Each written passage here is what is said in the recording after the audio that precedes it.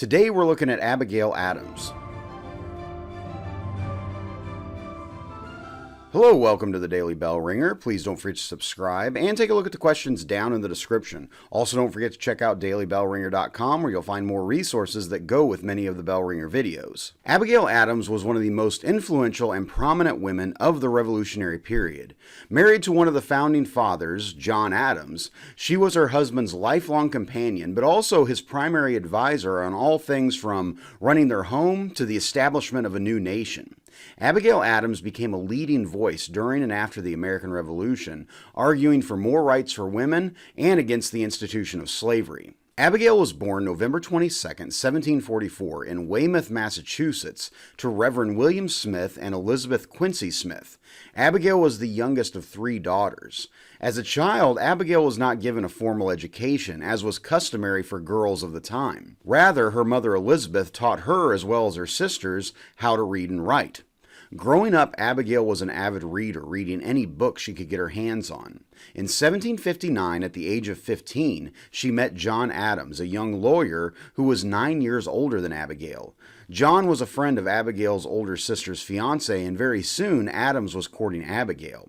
5 years later, on October 25, 1764, the two were married at Abigail's home in Weymouth in a ceremony performed by Abigail's father, William. Upon getting married, they moved together to John's farm, which he had inherited in Braintree, Massachusetts, present-day Quincy, Massachusetts. Very quickly, John and Abigail began to have children. In fact, over the next 12 years, from 1765 to 1777, Abigail would give birth to 6 children, 3 girls and 3 boys. 4 of their 6 children would survive to adulthood. Their second child, John Quincy Adams, would of course go on to become the 6th President of the United States. During the first 10 years of their marriage, the family moved several times between their Braintree farm and Boston, where John had a growing law practice. Eventually, by 1774, John decided it would be best for Abigail and the children to live at the farm rather than in Boston, where tensions were growing between the colonists and British troops in the city. In fact, it was from the Braintree farm, while John was off attending meetings of the Continental Congress, that Abigail and her children heard the Battle of Bunker Hill in the distance and witnessed the American retreat. Abigail was many times left alone with the children as John was building his law practice and attending to the issues of a newly forming American nation. She and John wrote many letters to one another during these times, and much of what we know about her comes from these correspondence. Many of her letters to John advised him on what course of action he should take in leading the new nation. In one famous letter she wrote in 1776 to John as he was debating the issue of independence in Philadelphia, Abigail wrote about the role of women in the new nation. She stated, "Remember the ladies, and do not put such unlimited power in the hands of the husbands. Remember, all men would be tyrants if they could." She was a strong advocate for women to have more rights once the new nation was formed.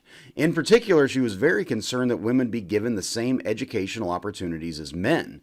Abigail highly valued a woman's role in raising a family, and she believed that it was vital for women to have an education so they could raise children that would be good citizens that in turn would help maintain the nation. Furthermore, in her letters, she also spoke out against the institution of slavery, arguing that it was wrong and that it was a threat to American democracy. After the Revolution came to an end, Abigail traveled with John to Europe, where he served as a representative of the United States to both France and Britain. Upon returning, John took up the role of vice president to George Washington. Then in 1796, John was elected the 2nd President of the United States, and Abigail took up her role as the 2nd First Lady. Unlike her predecessor, Martha Washington, who remained quiet about political affairs, Abigail was very outspoken and vigorously defended her husband's decisions. Many began to call her Mrs. President.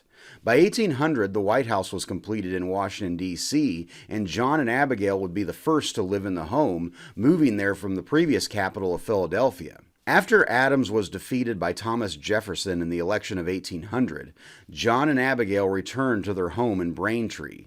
There she helped in raising her grandchildren and also supported her son John Quincy Adams in his political career. In 1818, Abigail contracted typhoid fever. On October 28, 1818, Abigail Adams died at the age of 73.